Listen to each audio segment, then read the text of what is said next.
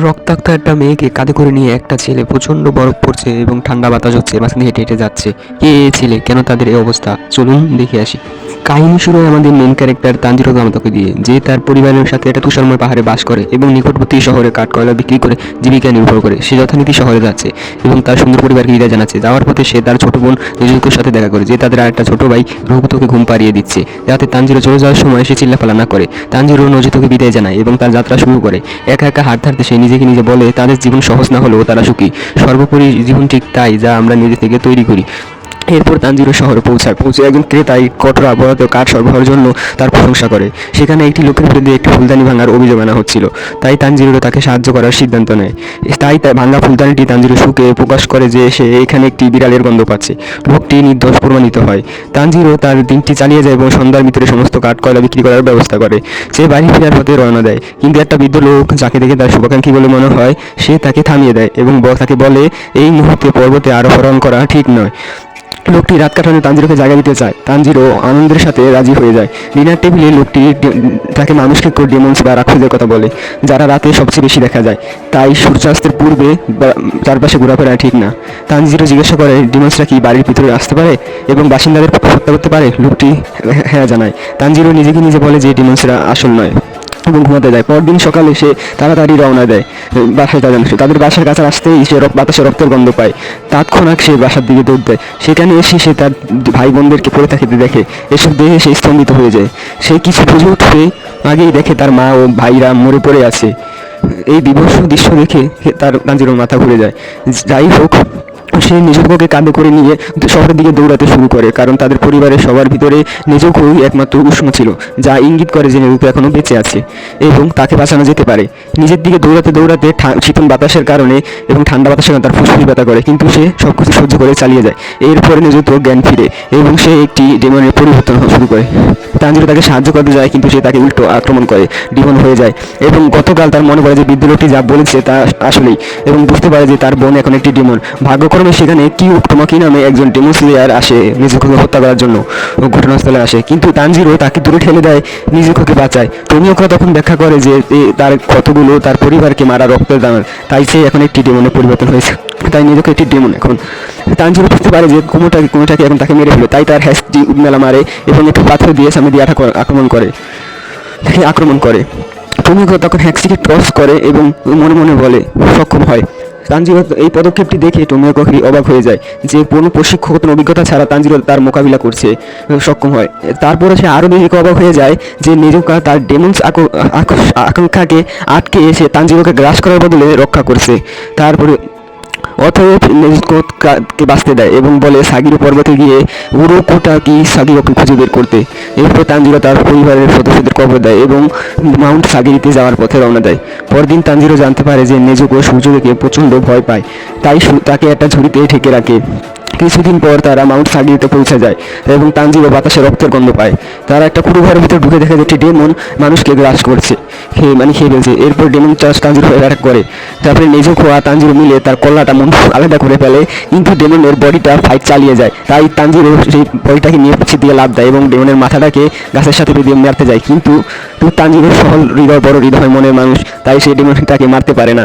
পিছনে একটা মুখোশ পরা ব্যক্তি বলে টোমিওকা তাকে ভুল ব্যক্তি পাঠিয়েছে।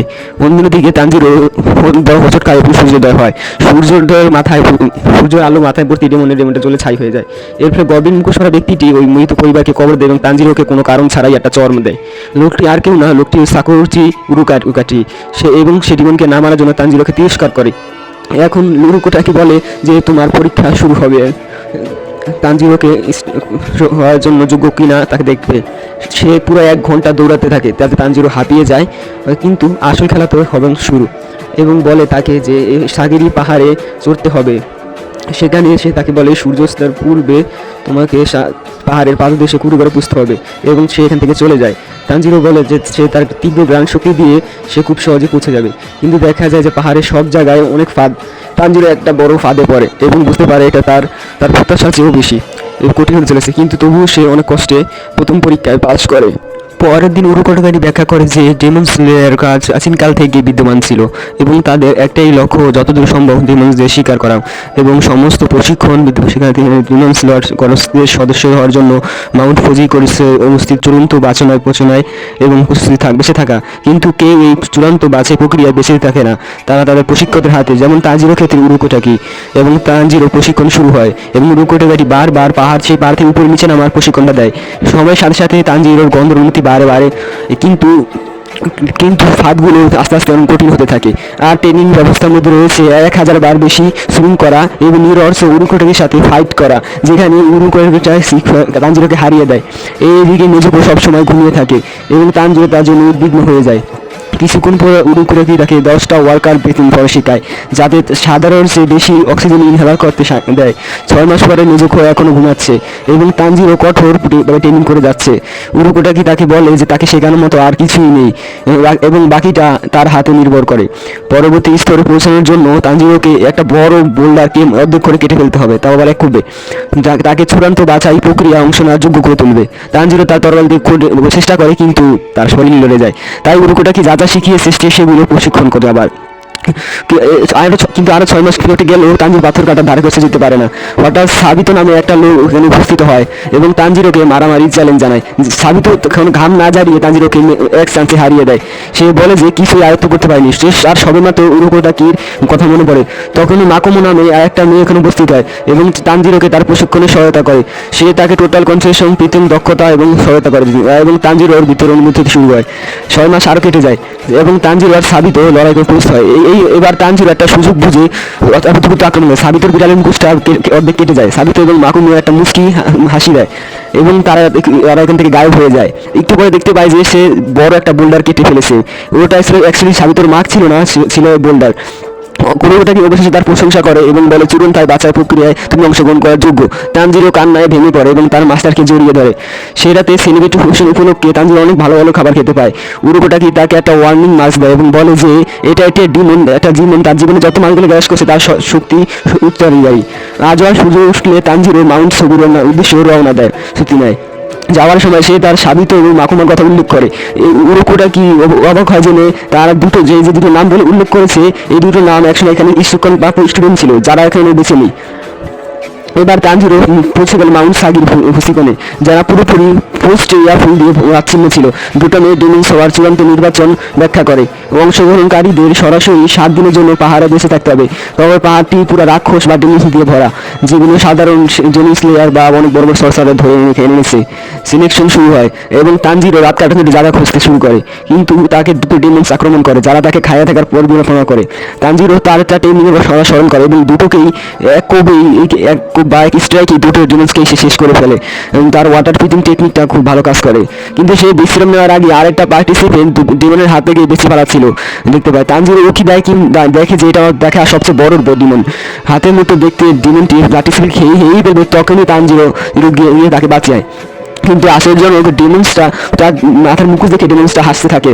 ডেমনটা প্রকাশ করে যে উরুকোটাকি তাকে বন্দি করেছে এবং সে এই পর্যন্ত তার 13 জন স্টুডেন্টকে খেয়ে ফেলেছে।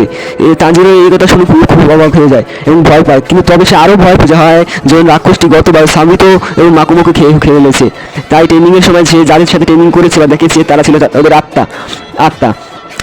তানজিরো সংশয় করে এবং প্রতিশ্রুতি দেয় সেই ডেমনসটিকে হত্যা করবে, সমস্ত 13 জন শিক্ষার্থী প্রতিশোধ নিবে।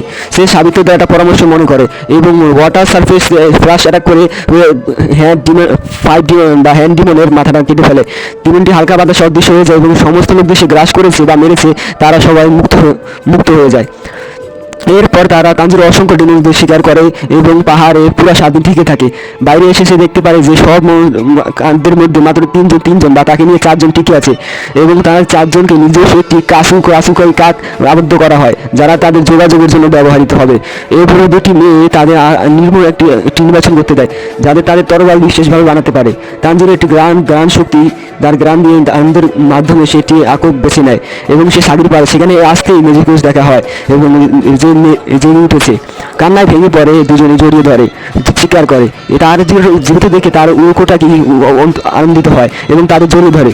রাতে উরুকোটাকি বলে যে সে স্পেশাল সাজিত, সে ঘুমিয়ে ঘুমিয়ে তার শক্তি পুনরুদ্ধার করতে পারে, তাই তাকে আর মানুষ খেতে হবে না। তারপর 15 দিন পার হয়ে যায়। হারগাই নামের একটা লোক তাদের দরজায় উপস্থিত হয় এবং তানজিরোকে জানায় হে তানজিরোর জন্য একটা নিকরেন্ট তরোয়াল প্রস্তুত করেছে। নিকরেন্ট শট দিয়ে পরিবর্তে হিসেবে ব্যবহার করে। তাই তানজিরো যখন হাতে নেয় তখনই পুরো হয়ে যায়, কালো কালার হয়ে যায়। সাওয়ারকির উভয়কে অবাক করে দেয়। এখন তানজিরো তার কাছে কাকে কাছে আদেশ পায় উত্তর পশ্চিম পশ্চিমের শহরে যেতে হবে, যেখানে একটা ডিমন শিকার করতে হবে যে যুবতী মেয়েদের খেয়ে ফেলছে। বাইরে ভাই কি সিনারি! তানজির তার প্রথম অ্যাসাইনমেন্ট পেয়ে যায় এবং উত্তেজিত এবং অনুভব হয়।